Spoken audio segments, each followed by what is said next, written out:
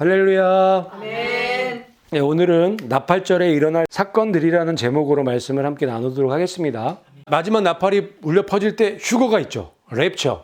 볼저다 구름을 타고 오시리라, 이 말씀이 있는 거예요. 각 사람의 눈이 그를 보겠고 그를 찌르는 자들도 볼 것이요, 이 말씀이 있죠. 연결돼서. 그를 찌른 자가 누구죠? 이스라엘이 예수님을 찔렀잖아요. 역사적으로 예수님을 죽인 민족은 이스라엘이에요. 그래서 이 나팔절에 일어날 사건들 중에 첫 번째는 휴거고, 그 다음에 일어나는 일이 그때 한 사람은 데려가고 한 사람은 버려둠을 당할 것이요 라는 말씀이 성취가 돼요.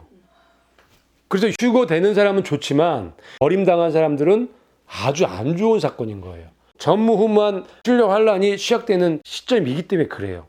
그런데 이스라엘도 남겨지게 되죠. 그래서 여기 한 사람은 예수님을 믿는 사람, 안 믿는 사람 이렇게 볼 수도 있어요. 하지만 다른 관점에서 한 사람은 이방 교회, 한 사람은 이스라엘 교회로 볼 수도 있어요. 그래서 휴거 사건이 있으면 이스라엘이 완벽하게 회복하는 일이 또 있어야 되는 거예요. 이방인의 충만한 숫자가 차면 이스라엘이 구원받는다는 말씀을 기록해 놓으셨기 때문에 그래요.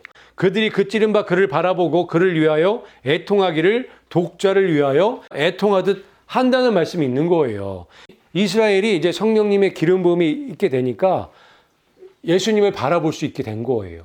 그 찌른 예수님을 바라보면서 통곡할 수밖에 없게 되는 거죠. 저때 비로소 깨닫는 거예요. 예수님이 하나님이신 걸 안 거죠. 그 독생자 하나님이신 예수님을 자기네들이 죽였다는 것을 알게 되는 거예요. 그러니 통곡하고 애곡할 수밖에 없겠죠. 그게 휴거 사건 이후에 일어나는 거예요. 그래서 나팔절 때 일어날 아주 중요한 사건 중에 하나는 이스라엘의 회복이에요. 나팔절은 너무너무 중요한 절기예요. 우리 이방 교회도 중요하지만 이스라엘 교회에게도 정말 중요한 절기인 거예요. 하나님이 그 나팔절 절기에 맞춰 놓으신 거예요. 그래서 휴거는 나팔절 때 있을 수밖에 없고 이스라엘의 완벽한 구원도 저 나팔절에 일어날 수밖에 없어요. 그래서 이 나팔절은 바톤 타치하는 절기예요. 이방 교회가 충만한 숫자가 차서 이제 하늘로 올라가고 그 바톤을 이스라엘 교회에게 넘겨주는 거예요. 2000년 전에 이스라엘 교회가 이방 교회에게 바톤을 넘겨줬듯이 똑같은 일이 일어나는 거예요. 2000년 전에 이스라엘 교회가 예수님을 배신했죠. 그래서 그 바톤이 이방 교회로 넘어왔단 말이에요. 2000년 후에는 교회가 예수님을 배신해 버리잖아요. 예수님 없어도 구원받는 교회가 돼버렸잖아요. 교환권과 손잡은 교회가 돼버렸잖아요. 그 예수님을 배신한 거예요. 그래서 이방 교회가 버려지게 되고 그 바톤이 이스라엘 교회로 넘어가는 거예요. 하지만 끝까지 믿음을 지킨 예수님의 신부들은 휴거가 되는 거죠. 그리고 믿음을 지키고 죽었던 믿음의 사람들도 부활돼서 휴거가 되는 거고. 그래서 계시록 12장에 보면 여자와 아이가 나오는 거예요. 그녀의 아이가 체에 올라가 하나님의 보좌, 그분의 왕자에 이르더라라는 말씀이 있잖아요. 그 여자의 아이는 휴거가 돼서 체에 올라가죠. 그게 이방 교회예요. 여자는 이스라엘일 수밖에 없죠. 이스라엘에 의해서 태어난 게 이방 교회예요. 그 이방 교회가 체에 올라가는 거예요. 그 여자는 남겨지죠. 연결돼 있어요, 이 말씀이. 1260일 동안 그녀를 양육하기 위하여 예비된 곳이 있죠. 여기서 그녀는 이스라엘이에요. 그래서 이스라엘은 남겨지고 아이는 휴거된다는 걸 알 수가 있어요. 그래서 우리가 이 나팔절 하나님의 시간표를 이해하면 저 말씀을 너무 쉽게 이해할 수 있어요. 근데 하나님의 시간표를 모르잖아요. 저 말씀을 이해를 못해요. 그래서 하나님의 시간표 위에 집을 져야 된다고 말씀을 드리는 거예요. 하나님의 절기를 모르면 계시록이 그냥 상징적인 책이 돼버려요. 하지만 하나님의 시간표를 알게 되면 계시록이 너무 정확한 하나님의 시간표라고 알 수가 있는 거예요. 그녀가 누구고 그 아이는 누구고 왜 아이는 먼저 올라가는데 이 여자는 1260일 동안 남겨지는지 이 이유들에 대해서 이해가 돼요. 성경에 다 기록되어 있잖아요. 계시록에 다 써놨거든요. 연결돼서. 그걸 알 수 있는 그 열쇠가 하나님의 절기예요. 그중에 나팔절이란 말이에요. 나팔절을 이해하면 이 말씀들을 쉽게 다 이해할 수 있는 거예요. 그런데 나팔절을 모르기 때문에 저 여자는 마리아고 아이는 예수님이고 엉뚱한 소리 하는 거예요. 하나님의 절기를 버렸기 때문에 모르는 거예요. 하나님의 절기를 이해하고 나팔절이 무엇은 절기인지 이해하면 전체적인 하나님 말씀이 다 연결돼 버려요. 그러면 계시록 12장은 쉬운 말씀이 되는 거예요. 너무 쉽지 않나요? 그녀는 이스라엘이고 아이는 이방 교회고 이방인의 충만한 숫자가 차니까 휴거되고 이 여자 이스라엘은 1260일 동안 남겨져서 예언하게 되는 그 그림이 그냥 보이잖아요. 그냥 말씀 그대로잖아요. 이 일곱 절기는 정말 너무너무 중요한 거예요. 저 일곱 절기를 모르면 정말 참빛을 보기가 쉽지 않아요. 절기를 알면 우리가 얼마나 많은 하나님의 말씀들을 제대로 우리가 깨달을 수 있게 되는지를 지금 제가 좀 설명을 드리는 거예요. 그리고 계시록 7장에도 14만 4천 명 나오죠. 이스라엘 교회가 나와요. 그리고 아무도 헤아릴 수 없는 이방 교회가 나와요. 이 나팔절 절기를 이해하면, 하나님의 이 시간표를 이해하면 계시록 7장도 너무 쉽게 알 수가 있어요.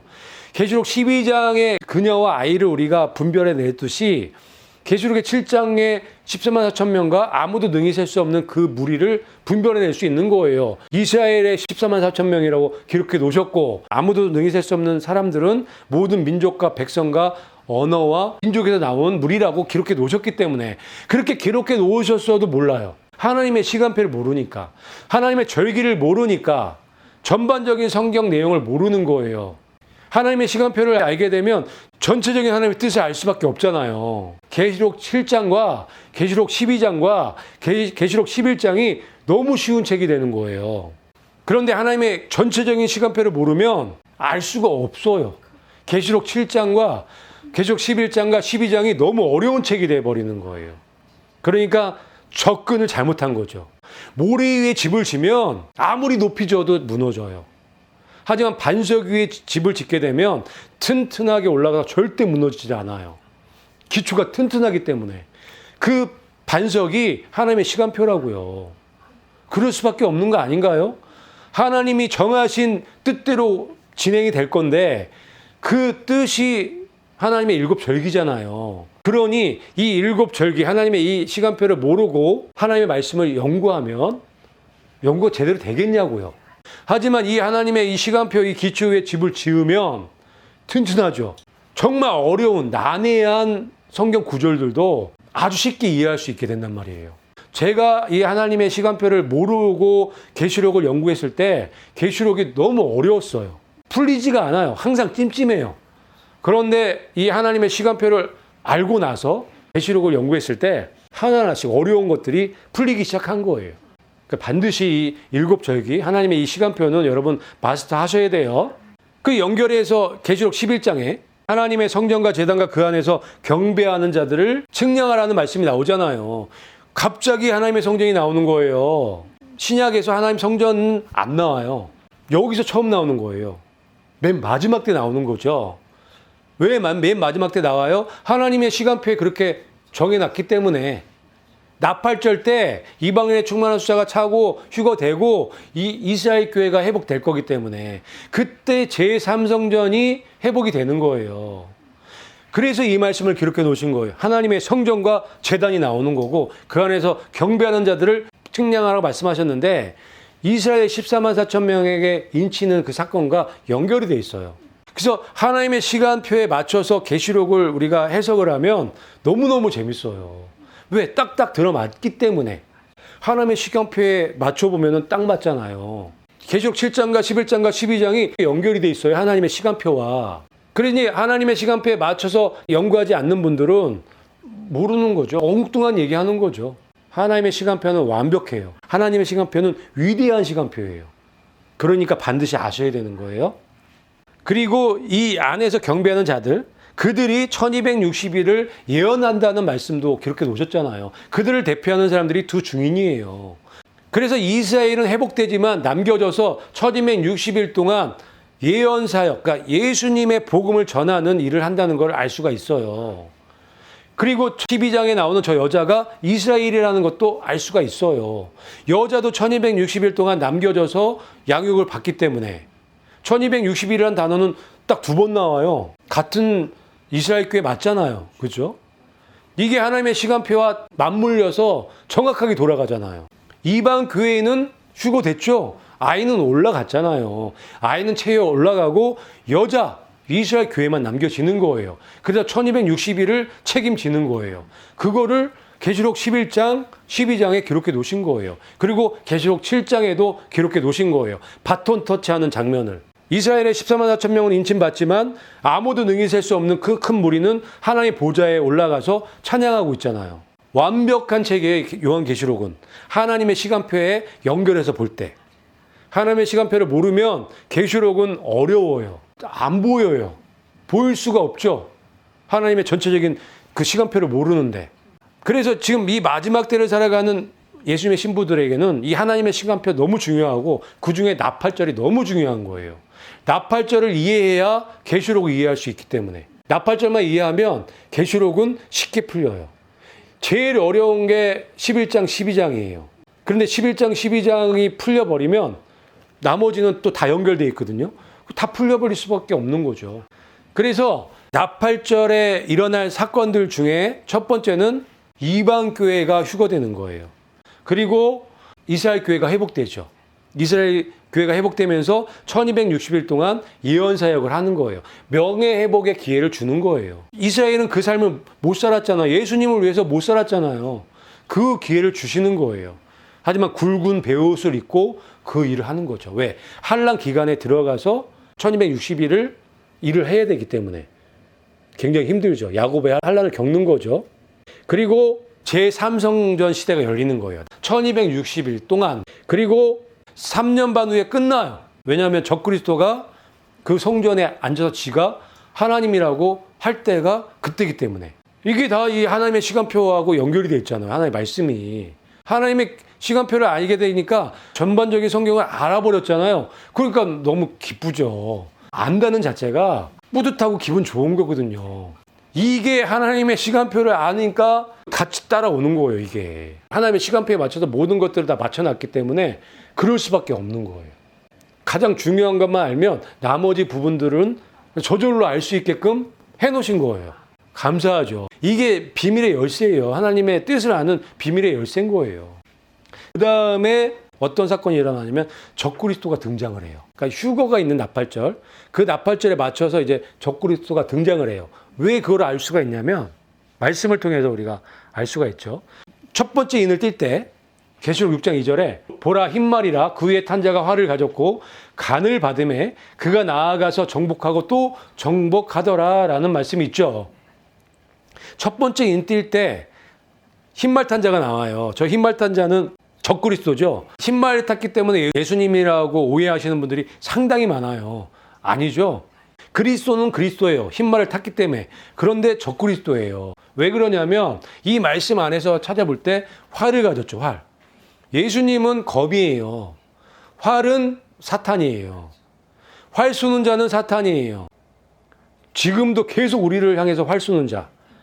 뭐가 있어야 돼요? 우리에겐 믿음의 방패가 있어야 되는 거예요. 믿음의 방패. 그 믿음의 방패로 저 사탄이 쏘는 활을 막는 거예요. 그래서 이 계시록 6장 2절에 첫 번째 인 띌 때 저 흰말 탄 자는 적그리스도일 수밖에 없어요. 그리고 그가 나아가서 정복하고 또 정복하는 정복자예요. 예수님이 정복자인가요? 예수님은 정복자가 아니에요. 예수님이 초림 때 정복하러 오신 게 아니에요. 2000년 전에 십자가에 죽으러 오실 때는 정복자로 오시지 않았어요. 어린 양으로 오신 거예요. 죽으러 오신 거예요. 정복하러 오신 게 아니고. 그런데 이 말씀에는 정복하고 또 정복하더라. 마지막 진료 환란 시작되면 적그리스도가 등장해서 계속 정복하는 일을 할 거예요. 이제 신세계 질서가 시작이 되고 빅브라더 시대가 되면 계속 정복하고 정복하는 다니엘서에 나오는 적그리스도 있잖아요. 아주 남다른 아주 특별한 지혜와 능력과 파워가 있어요. 왜? 사탄이 줬기 때문에. 그 힘으로 정복하고 또 정복하는 자. 적그리스도죠. 그런데 어떻게 저 흰말 탄 자를 예수님이라고 가르칠 수가 있냔 말이에요. 그래서 이게 하나님의 시간표를 모르게 되면 예수님이 적그리스도가 되고 적그리스도가 예수님이 되고 이렇게 되는 거예요. 그리고 7인은요. 마지막 진료 환란 기간에 일어나는 사건이란 말이에요. 예수님이 지금 인을 띈단 말이에요. 예수님이 첫 번째 인을 띄시는 거예요. 근데 예수님이 나타나면 이상하잖아요. 예수님은 지금 인 띄고 계신데 뭘 또 흰말 타고 또 나타나셔. 말이 안 되잖아요. 이게 말이 안 되잖아요. 그런 것만 생각해봐도 저 흰말 탄 자는 예수님이 아니라는 걸 알아요. 그럼 예수님이 아닌 흰말 탄 자는 활가진 적그리스도, 정복하고 또 정복하는 적그리스도일 수밖에 없잖아요.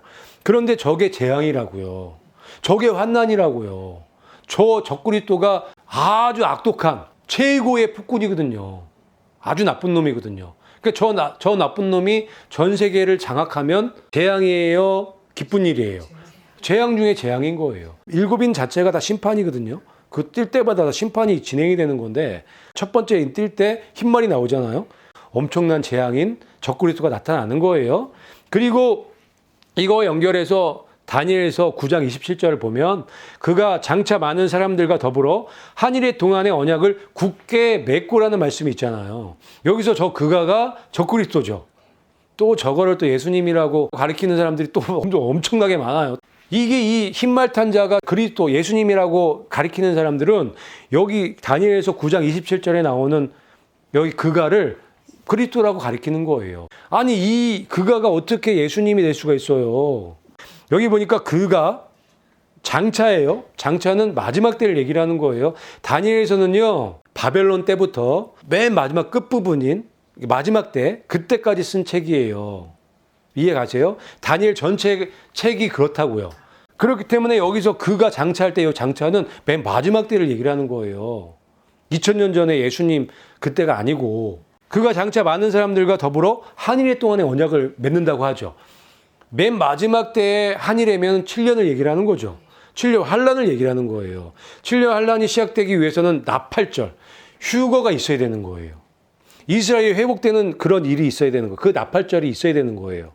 그리고 나서 7년 환란이 시작돼요. 하나님이 그렇게 정해 놓으셨어요. 그렇기 때문에 나팔절, 그 휴거의 나팔절이 시작이 되면 적그리스도가 등장이 되는 거예요. 그가 장차 한일의 동안의 언약을 굳게 맺는다는 말씀을 기록해 놓으셨기 때문에. 그래서 저기서 나오는 그가는 적그리스도일 수밖에 없어요. 저게 예수님이 되면 큰일 나요. 말도 안 되는 거예요. 그래서 마지막 때에 나타나는 적그리스도를 그리스도라고 믿는 사람들이 많이 생길 것 같아요. 그것 때문에. 그거 엄청난 미혹이잖아요. 그 다음에 이 말씀을 하시죠. 그가 그 일의 절반에 제사와 예물을 금지할 것이며 기록되어 있잖아요. 그가 그 일의 절반에 제사와 예물을 금지한다. 저게 또 예수님이래요. 저게 예수님일 수 있어요? 7년 환란이 시작됐고 1260일 동안 이제 이스라엘의 제3성전 시대가 열리잖아요. 그런데 1260일 후에 그게 끊겨지죠. 그거랑 연결되어 있는 거잖아요. 그 일의 절반에 저 적그리스도가 지가 하나님 성전에 앉아서 하나님이라고 한다는 말씀이잖아요.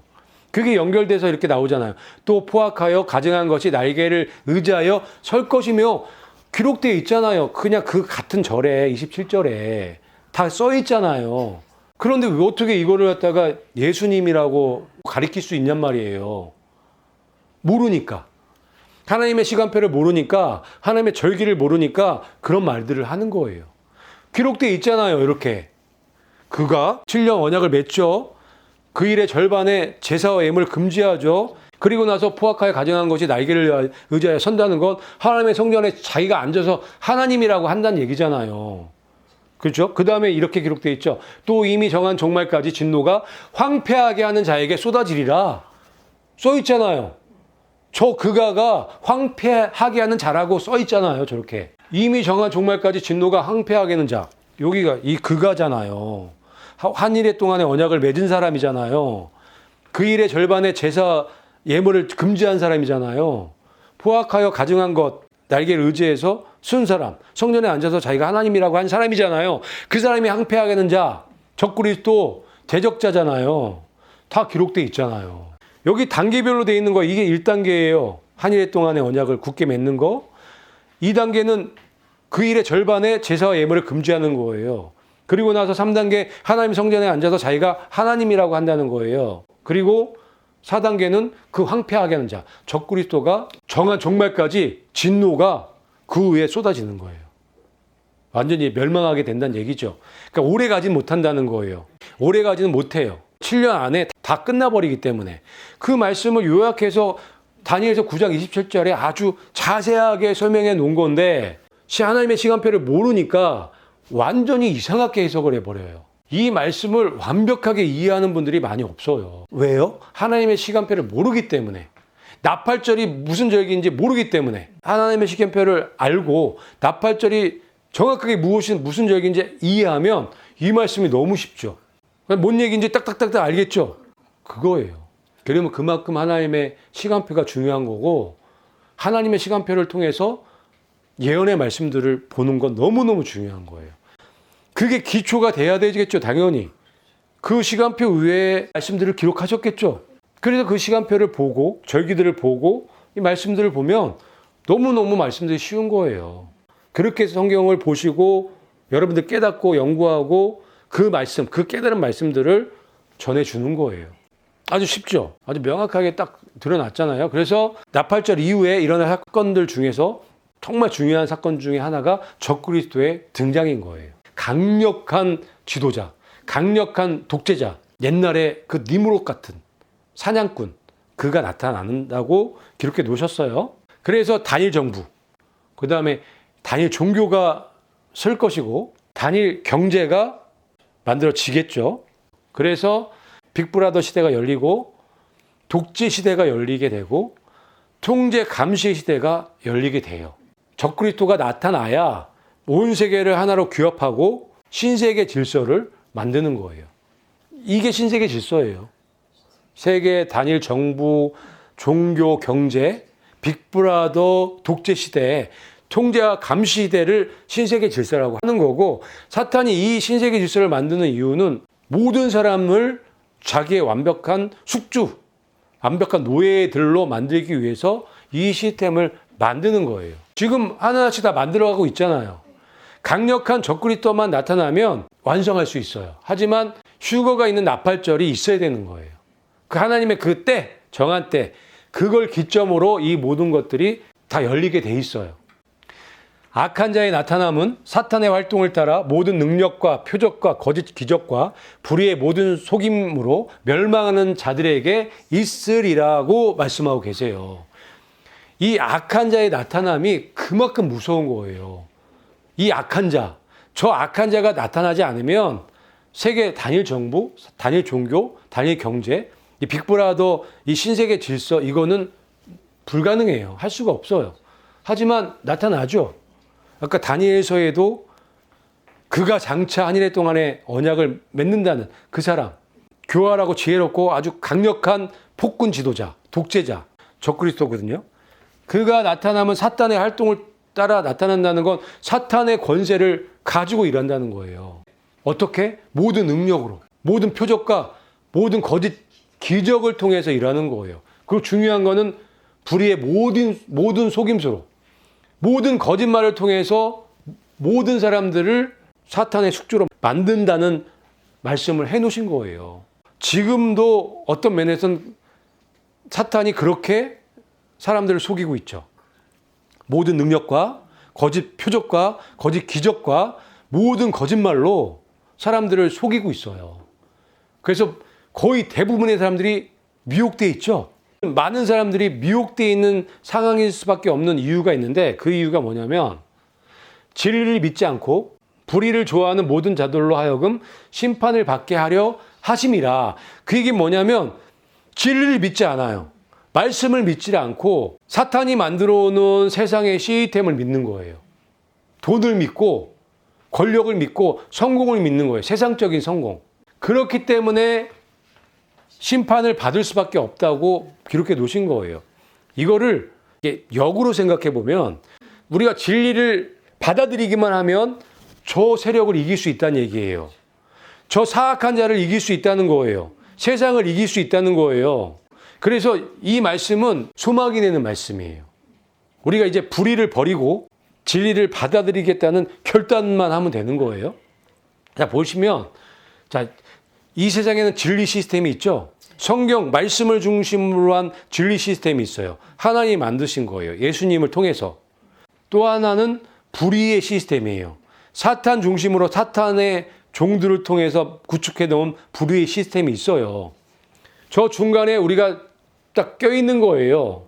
껴있는데 거의 대부분의 사람들이 진리 시스템을 선택하지 않는다는 얘기를 하시는 거죠. 사탄이 만들어 온 이 세상 시스템, 불의의 시스템을 순종해서 따라가기 때문에 심판을 받을 수밖에 없다는 거예요. 그러니까 우리가 심판받지 않는 방법은 이 불의의 시스템을 버리고 진리의 시스템 속으로 들어가면 된다라고 말씀하시고 있는 거예요. 그래서 이 진리 시스템, 이 시스템을 우리 안에 구축하는 게 너무너무 중요해요. 그 구축하기 위해서 첫 번째로 해야 될 게 하나님의 시간표를 구축하는 거예요. 그게 반석 위에 집을 짓는 거예요. 그래서 지금 이 시간에 말씀 들으시는 분들 중에 하나님의 시간표를 이해하지 못하고 계시는 분들은 그거부터 하시면 돼요. 그리고 그 하나님의 시간표를 충분히 이해하신 분들은 기초는 되셨기 때문에 그 후에 하나하나씩 지어 가시면 되겠죠. 튼튼하게. 여러분, 이 하나님의 시간표가 기초가 딱 되면 든든해요. 그 후에 집을 튼튼하게 전화가실 수 있어요. 그러면 불의의 시스템에 미혹당하지 않을 수 있고 사탄의 그 모든 능력을 이길 수 있고 모든 속임수를 이길 수 있고 거짓 이적과 표적을 분별할 수 있는 사람이 돼서 끝까지 승리하는 사람들이 될 수 있는 거예요. 하나님께서 이 말씀들을 통해서 그런 사람들이 되라고 저렇게 말씀해 놓으셨잖아요. 그죠? 우리는 불의를 좋아하는 사람들이 아니고 진리를 좋아하는 사람들이 되어서 좀 하나님을 기쁘시게 해드리고 예수님의 신부로 흠도 없고 점도 없는 거룩하고 순결한 예수님의 신부들이 되어야 되겠습니다.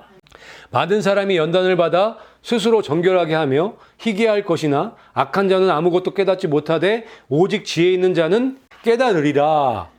아멘이신가요? 많은 사람이 연단을 받아서 스스로 정결하게 만들고 희귀하게 만든대요. 마지막 때에는 갈 교회가 없기 때문에 스스로 연단을 받는 거예요. 스스로 희귀하게 만들고 스스로 정결하게 만드는 거예요. 여기서 연단을 받는다는 건 하나님의 말씀을 연구한다는 얘기예요. 내 생각이 연단될 수 있는 건 말씀뿐이 없어요. 내 생각을 연단시켜야 돼요. 막 모났잖아요. 내 생각이 지금 세상의 이 죄와 세상의 시기 때문에 세뇌된 부분들이 너무 많기 때문에 모난 부분이 너무 많아요. 그걸 연단시켜야 돼요. 부드럽게. 그걸 온유하게 만들어야 된단 말이에요. 그걸 할 수 있는 건 말씀뿐이 없죠. 스스로 말씀을 연구하는 거예요. 스스로 공부해야 돼요. 뭐부터? 하나님의 시간표, 하나님의 정한 때, 하나님의 계획표부터 공부해요. 스스로. 그렇게 스스로 연단을 해서 나를 강하게 만들면 그것이 나를 정결하게 하는 것이고 희귀할 수 있다고 말씀해 놓으신 거죠. 마지막 때 성도들은 그렇다는 거예요. 악한 자는 아무것도 깨닫지 못해요. 오직 지혜 있는 자는 깨닫게 되는 거예요. 지혜 있는 자가 누구예요? 스스로 연단을 받는 사람들. 스스로 하나님의 말씀 앞에 앉아서 하나님의 말씀을 연구하는 사람들. 이 사람들이 지혜 있는 사람들이에요. 그 사람들은 깨닫게 된다고요. 그래서 여러분들 이 말씀처럼 이제 스스로 연단할 수 있는 사람들이 되셔야 돼요. 일단은 여러분들 스스로 혼자서 공부할 수 있는 시간들을 확보하셔야 돼요. 그리고 다음에 하나님의 시간표를 연구하셔야 돼요. 그리고 나서 예언의 말씀들을 연구하시는 거예요. 그리고 하나님의 말씀들을 연구하시는 거예요. 그러면 다 연결되어 있기 때문에 너무너무 재밌게 하나님의 말씀들을 알아갈 수 있어요. 깨달을 수 있어요. 그러면 그 자체가 내 생각이 연단이 되는 거예요. 정결하게, 깨끗하게 되는 거죠. 반대로 이 스스로 정결하게 하지 않는 사람들은 아무것도 못 깨닫는 악한 자라고 말씀하시는 거예요. 이 세상에 여러분 스스로 정결하게 하고 희귀할 수 있는 방법이 말씀 외에 또 있어요? 없어요. 절대 없어요. 그리고 말씀만큼 강한 게 없기 때문에. 말씀은 능력이에요. 말씀이 권세예요. 말씀이 여러분들을 변화시키는 거고 말씀이 여러분들을 예수님의 거룩한 신부로 변화시켜 주는 거예요. 그러니까 말씀 붙잡고 스스로 정결하게 되겠다고 결단하시는 여러분들이 되시기를 예수님의 이름으로 축복합니다.